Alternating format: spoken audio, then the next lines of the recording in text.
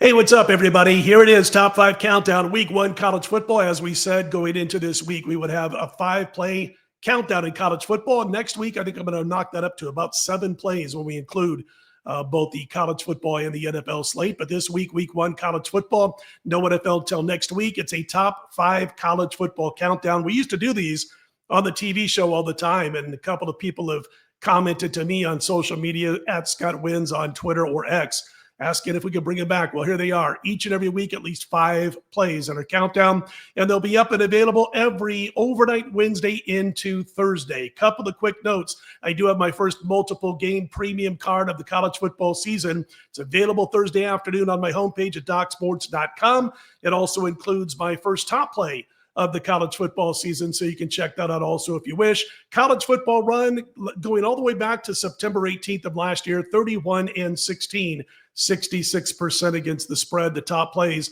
on a run that's produced over $38,500. Also, a real quick note, I also have a video that'll be up and available Thursday morning right through kickoff. That is the matchup between Nebraska and Cincinnati. I shot it with the Doc Talk Sports Group on a Wednesday, so you'll be able to check that out also. But let's get to the top 5 countdown, starting with number 5, Buffalo, plus the points over Minnesota. The Buffalo Bulls ended last season on a 5-game winning streak, 26-7 Bull win over Liberty. They were dominant at times on defense. 9 starters returned to that side of the football. They returned multiple all-MAC defenders, including the top 2 in the conference when it comes to sacks last year. Offensively, they got a solid backfield on offense, and keep an eye on running back Al-J Henderson. He rushed for over 1,000 yards last year. Most of that came over the final 5 games when things started clicking, and I like the offensive line again for the Bulls.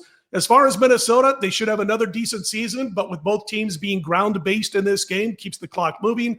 I expect the Bulls to cover that number of 17.5.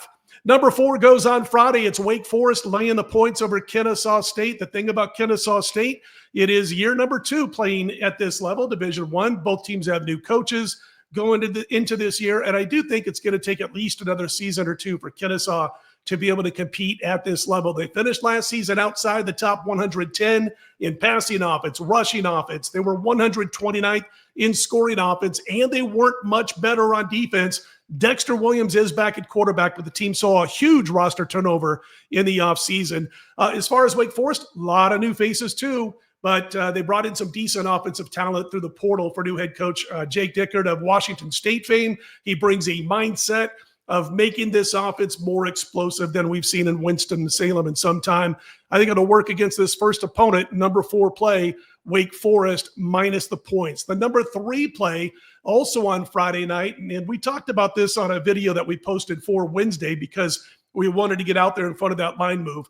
It's moved down to 9.5 in some books. There are still some books that are showing 10, and that would be Sam Houston State plus the points over UNLV. I'll briefly touch on this game because we did talk about it on video on Wednesday, but for those who didn't see it, Dan Mullen brings in a huge turnover on the roster from last year's team that was the best in quite some time, in decades, at UNLV. Dan Mullen, of course, the new coach, with Barry Odom moving on to West Lafayette.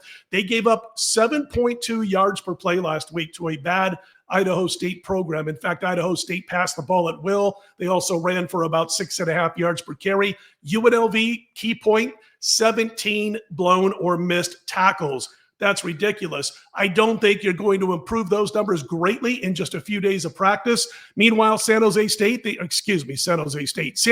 State had a chance to pull the late cover at plus 10.5 over Western Kentucky at the 1-yard line. About 2 minutes to go, they call a play fake on 2nd and goal at the 1.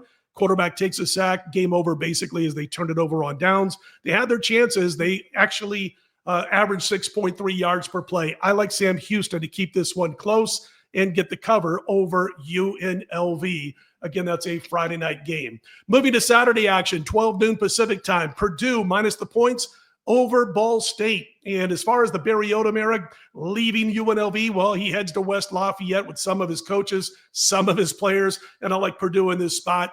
I think it begins with a bang, the Barry Odom era in Purdue. One writer put it best. I was reading the other day when he said that Odom was good at Missouri, which he was, and historic at UNLV. He certainly was. He produced the best UNLV teams we've seen here in the desert since a coach by the name of Harvey Hyde in the 1980s, who had players like Randall Cunningham on board. So I do believe that he's going to be sorely missed in Vegas, but obviously our loss is Purdue's gain. Now, as far as Ball State, they've got a new head coach too, but they have a longer way to go after being absolutely dreadful last year. The defense gave up 40 points per game, and I expect the Boilermakers behind Ryan Brown and what should be a decent ground game to have its way with this Cardinals defense. Also, a couple of the transfers coming in, I expect the Purdue defense to make improvements because of these transfers, especially in the secondary where Odom was able to bring it with him from UNLV, cornerback Tony Grimes. He's a stud, guys. I think Purdue wins this game by about 27 points, covering that number. And each and every week on the countdown, I am going to talk about the marquee matchup of the week. And in this case, it is Texas and Columbus, the place we used to call the Shoe, taking on the Ohio State Buckeyes. Of course, this game on Saturday. 4 new offensive line starters for Texas. We do know that. A few years ago, this would have really mattered. But thanks to the portal and paying kids millions through nil money, a program like these two at this level, Texas and Ohio State, they can bring in replacements that are at least as good as their predecessors, if you will, if not better in some cases. Where the loss of a starter matters to me, obviously, in any program as a quarterback, and we have a small edge going into week one. We've got Arch Manning, who did see some time on the field last year for Texas, and I think he's got a small edge over Ohio State's Julian Sand. Real nice transfer coming in for the Buckeyes last year. He's going to make his first start in the Buckeyes uniform in such a high-profile game with a lot of pressure on him, of course. Now, Manning does have more tools than Ewers did last year. And you'll recall last year's playoff game, Texas-Ohio State, 21-14, a little more than 2 minutes to go. Buckeyes up by 7, pretty evenly played game. Ewers and the Longhorns have the ball at the 8-yard line, 8 yards away from tying the game up. Ewers gets sacked around the 17-yard line. A Buckeye defender picks up the football and runs 83 yards for the touchdown, the game-clinching touchdown, and a 28-14 Ohio State win. Now, the defensive coordinator who designed that pass rush and all the pass rushes and blitz schemes for the Buckeyes, Jim Knowles, is now at Penn State. He's an assistant coach with Penn State. So I do think that matters quite a bit here. And you could talk about the fact that Ohio State only has 7 returning starters outside of the kicking game, the kicker and the punter. But again, they'll be able to replace those guys. I just don't know that they're going to get out of the blocks in great style against such a good Texas team. So I expect the Longhorns to be better on the ground this year than last year and be a little bit more explosive and more diverse with Arch Manning at quarterback, not to take away too much from Quinn Ewers, but the bottom line is Arch Manning with more to bring as far as tools in his tool bag. So again, the marquee matchup of the week, Texas over Ohio State. I hope you guys enjoy these top 5 countdowns. Again, we might expand beyond 5 when we talk about the NFL starting in week 1 next week. But I'll make sure these videos are up and ready to go and ready to view every Thursday morning early. And don't forget, it's Football Thursday at Docs, and you'll be able to get all my football plays on my homepage at docsports.com on Thursday afternoon. All right, man, I hope you like them. If you do, click on the thumbs up. Be sure to subscribe so you don't miss any videos from the guys over at docsports.com.